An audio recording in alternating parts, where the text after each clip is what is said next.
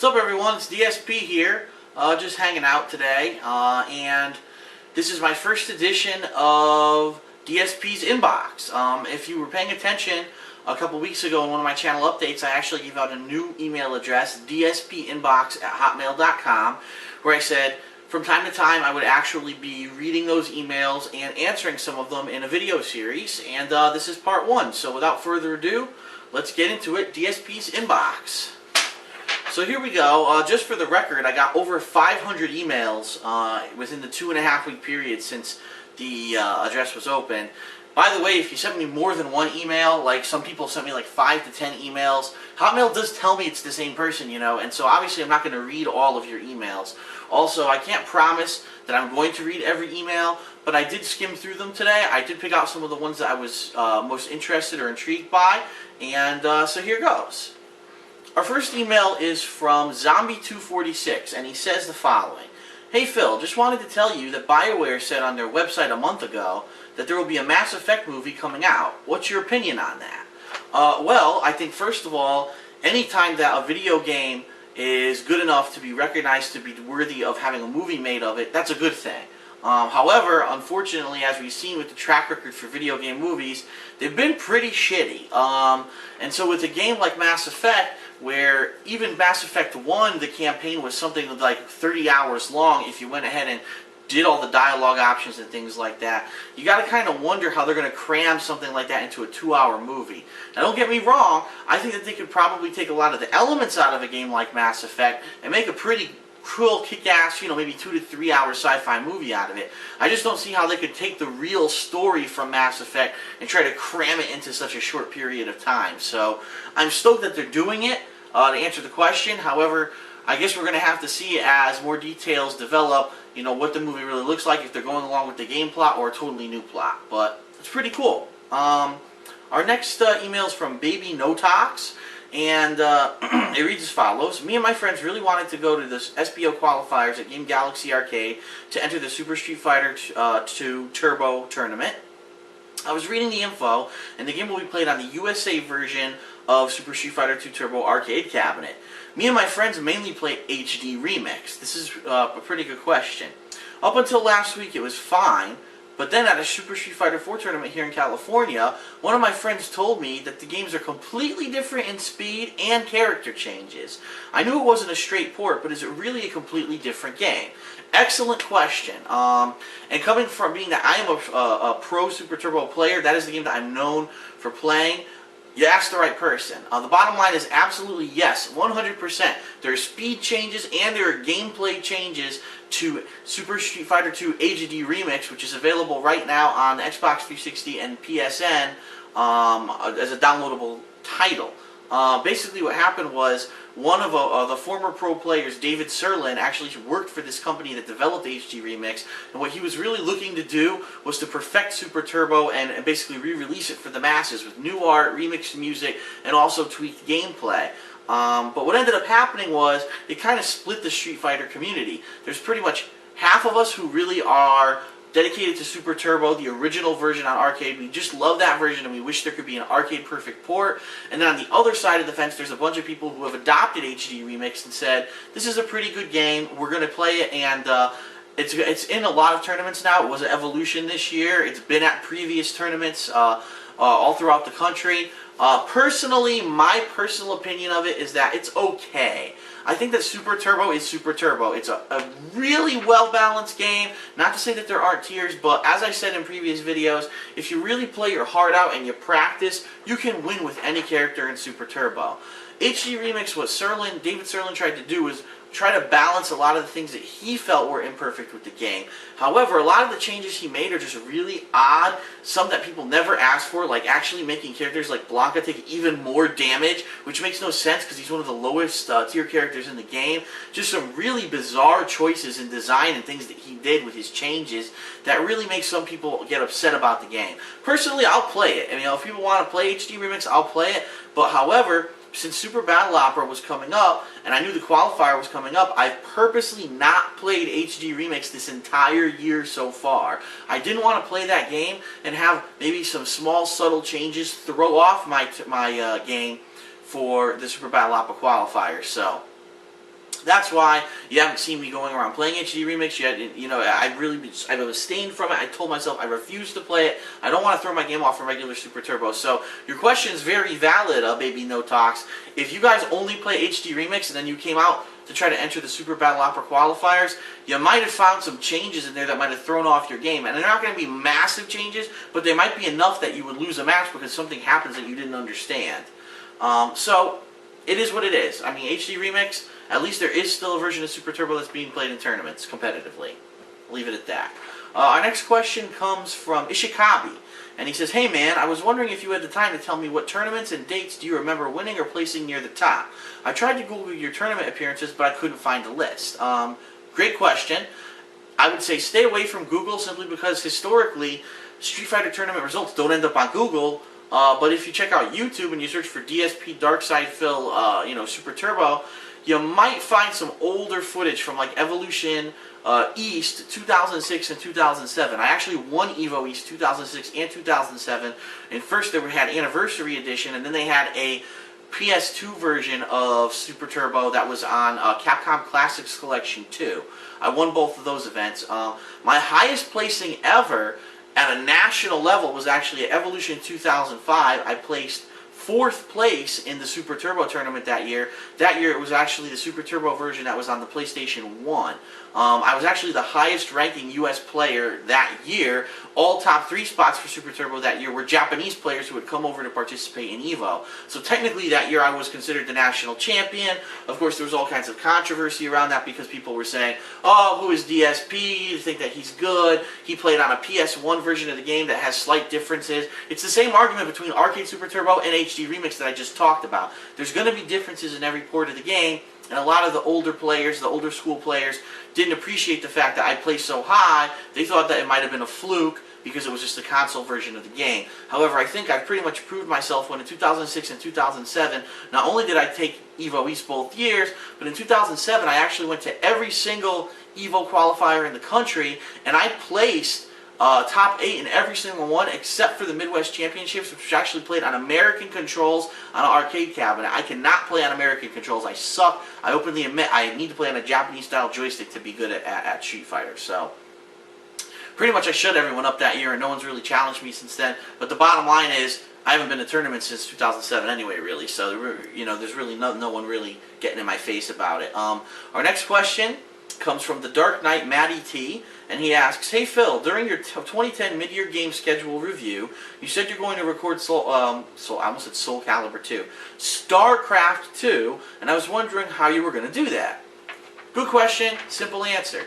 As you've seen in some of my videos, I now have an Alienware laptop. I bought a really long HDMI cable that goes to my receiver, which then goes to my HD TV. So basically I'm able to play HD, PC games on my system, and I'm just going to record just like I always do. I just actually tested it tonight, played about 10 levels of Portal. It looks great. So I am really psyched. I'm pumped for playing StarCraft 2, and hopefully there will be games worthy on the PC of being played later in the future, PC exclusive games, and I'll try out some of those as well.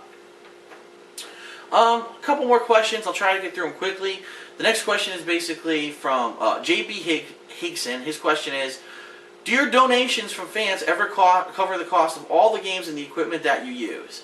And the answer is no. I do get donations, but a lot of people really over-exaggerate what they think I'm getting. I've never bragged or said that I'm making so much money, because honestly I'm not. And even if I did, I wouldn't be like that. But I don't make a lot of money doing this. I mean, it's cool that people do send me donations, and I appreciate it. Please, again, if you ever do feel like donating, you can. Just do darksidephil@hotmail.com through PayPal. That's how I accept my donations. However, it really doesn't cover the cost. When you take a look at just the games I've played this year, the equipment, the new camera that I'm using right now, the other camera that I bought, the Canon, I go through constantly new equipment, new things, the money to travel to places. For example, the money to travel now to Tennessee to enter the Super Battle Opera qualifiers, and if I win to go to Japan, that kind of stuff is all out of my pocket. Nothing's paying for that. But don't get me wrong, the donations help. I appreciate them. They definitely do help if there's a tight time and then someone wants me to play a new game and I get a donation. It's awesome. It always helps me out. And you guys really did help me out a couple of weeks back when my Xbox Live account got hacked. By sending me those donations, He basically put the money right back in my account, and I didn't have to worry about basically having any bills being overdrawn or anything like that, because that asshole stolen money out of my bank account. So thank you very much. Always appreciate the donations, and you know, by all means, if you can afford it and you really willingly want to do it, go right ahead. But I would never, you know, try to solicit anything from anyone. Soldiers15@hotmail.com says, are you willing to get, are you getting the new Xbox 360 Slim? I've already addressed this in my E3 review. My answer is absolutely not. I have no reason to buy a 360 Slim. First of all, anyone who uses wireless internet, just so you know, if you use it for games online, it's awful. It creates lag. It can make your connection disconnect. It can cause lag in your inputs, especially for fighting games. You would never want to use a wireless connection ever. For other games, it's a little bit more forgiving, but if you really want the best experience, you have to have a direct connection. So I don't care about the built-in wireless. I already have a hard drive that's more than big enough for what I use. I have no need for 250 gig, and there's nothing else about the system that's appealing to me. They say no red ring, well, big deal. I have an Elite right there that I've had for over 2 years with no red ring, so big deal, right? No, I'm not buying a Slim. There's no reason to get one. And in my opinion, if you already own a 360, there's really no reason to get one. It was a really dumb marketing ploy by Microsoft, and there's no reason for anyone to buy one. 3 more questions. The next one, it says something about owning my soul. Oh, wait a minute. The subject of the email is sell your soul. So I'm excited already, because let me tell you, I've been waiting my whole life for Satan to come in and make me an offer that to selling my soul. I don't give a shit. Give me fucking wealth and fame and 100 beautiful babes who all are on my cock all day. I'm ready. So hopefully this is it. This is my chance. Sell your soul to Demon Souls on PS3. You should consider playing it. Fuck you, TexoGen29. Fuck you. Wasting my fucking time. Anyway, up next, XFlashXSD says, this is not a hate mail, but I have an honest question. Do you go out at all? Do you have a girlfriend? How do you manage your time? Yada, yada, yada. And this is a common question. People ask me this all the time. It's hilarious to me, because people actually think that, like, if you like video games and it's your hobby, that, like, you couldn't possibly have a life outside of that. How could you have friends and a girlfriend, and how could you manage all your time if you play video games? I mean, it's just such a stupid notion. Really, like, the culture of the United States have just made people who enjoy certain things feel like shit. I mean, I feel bad for people who maybe grow up liking video games and they get made fun of or whatever.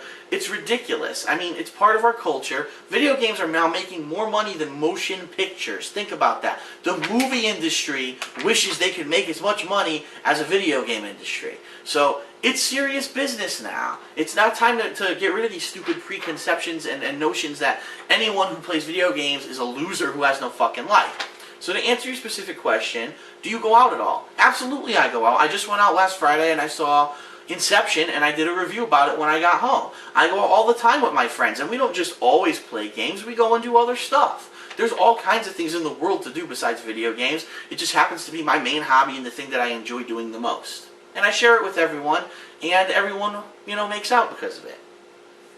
Do you have a girlfriend? Well, oh my God, I love when I get this question. Oh, how could he possibly have a girlfriend? No girl would touch a gamer. Get the fuck out of here, man.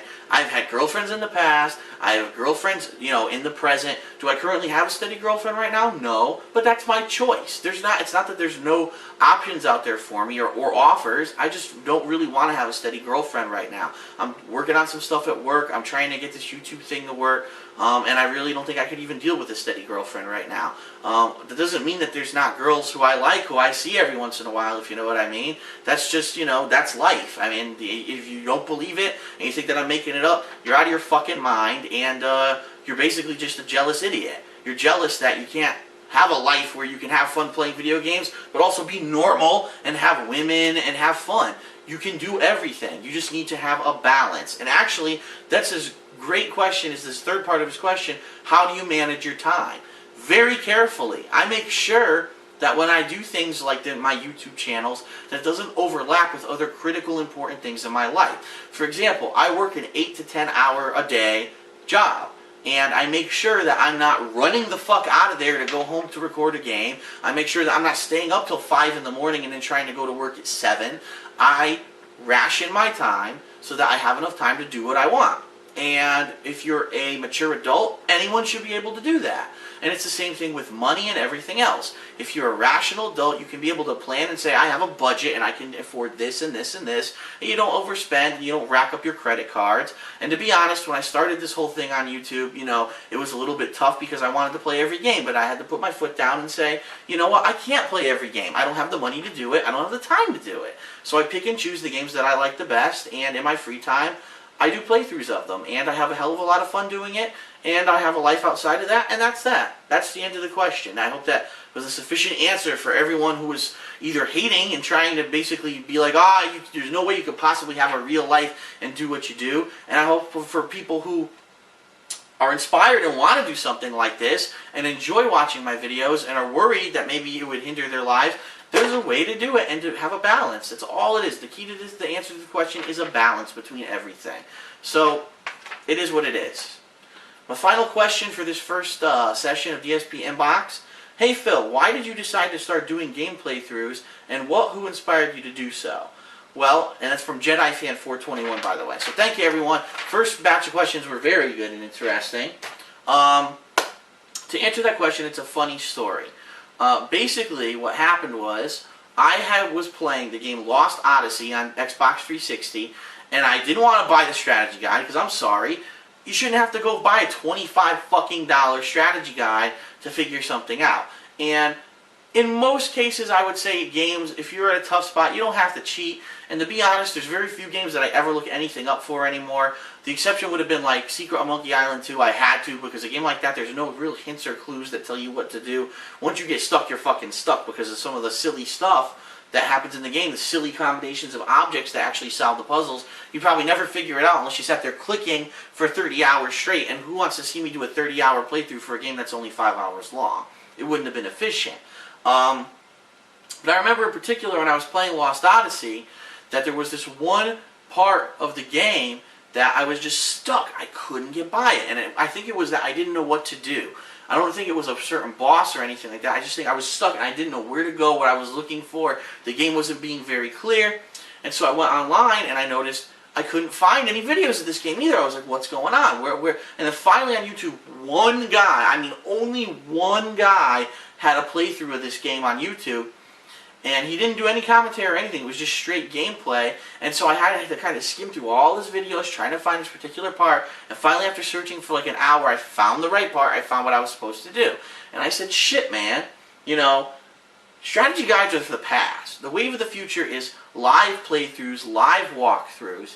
And I wish that, you know, there could be value added. Because in order to really be successful in life, you can't just do one thing. You have to do it and then have a value added to it. So when I play games on YouTube, I don't just want to play the games. I want to also give live commentary, jokes, things like that, my live reactions, because that adds a value to that product. It makes it unique and it makes it marketable for everyone who wants to see it. Everyone wants to see my videos because of that unique factor that I add to them. And so I was realized at that point, you know, keep in mind this was around, I think it was around early 2008, I want to say. Around early 2008 when Lost Odyssey was a new game. I don't remember exactly when it was released. But at that point in the fall of 2007 was when I found out about my back injury. And for those that don't know, I have a severely herniated disc in my lower back. It's never going to get better. It never does get better, that kind of injury. You can either deal with it and adjust your lifestyle to it, or you can get surgery that may or may not work. It's very expensive and would mean that I would have to take a lot of time off of work to recover. So, the time being, I opted to try to live with the injury, and I have been for about 3 years now. And I have to say, I had to make some changes in my life, some things that are kind of upsetting to me, but at the same time, I've learned to cope with it.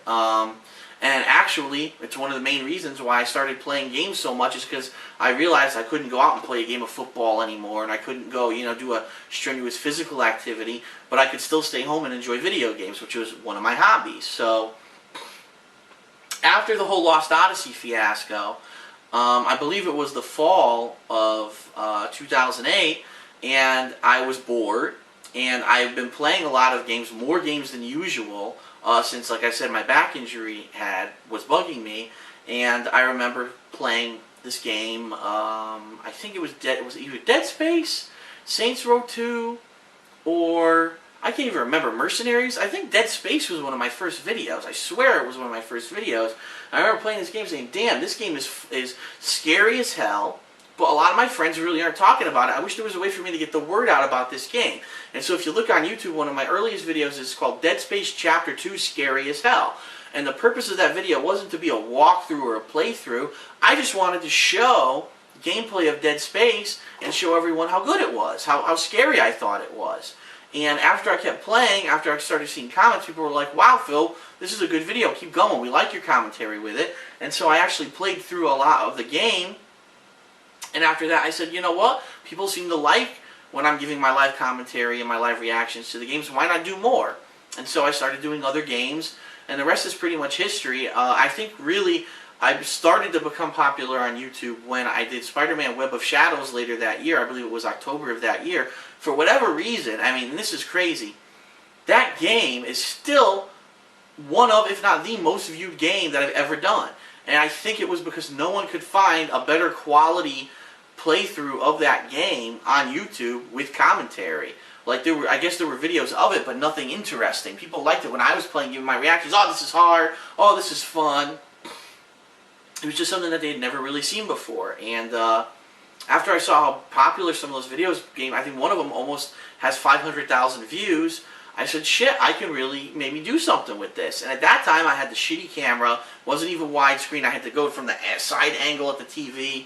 You know, it looked really bad.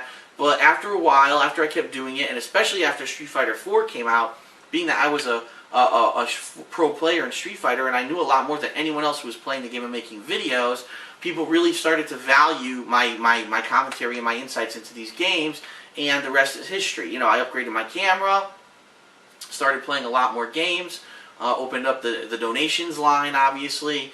Eventually got a partner channel, the TKOHHD, where I don't put any game-related footage or anything like this. You see videos like this instead. And, you know, I get some ad revenue off of that, which is very nice to have a little bit of extra money in pocket for expenses for things like this. And for the most part, it's worked out pretty well. So I'm going to keep doing it until, you know, there's a reason for me not to do it. And right now, there really is none. So I enjoy doing it. I hope you guys enjoy it. That's really how it started. There's no big, you know, amazing story behind it. It just kind of happened due to circumstances in my life and things that were going on. So that's it. So I hope you enjoyed this first part of the DSP inbox. Feel free to send me more emails. Again, it's DSPInbox@hotmail.com. Remember that this week, later on this week, I will be at Super Battle Opera Qualifiers in Nashville, Tennessee. So if you have questions about that, feel free to send me any questions. I will be taking video there as well. And as long as the internet's fine, I'm going to try to upload it, you know, while I'm there. If not, I'll have to wait till I get home. But that's it. So thanks for caring. Thanks for sending me questions. And I'll see you next time on DSP's Inbox.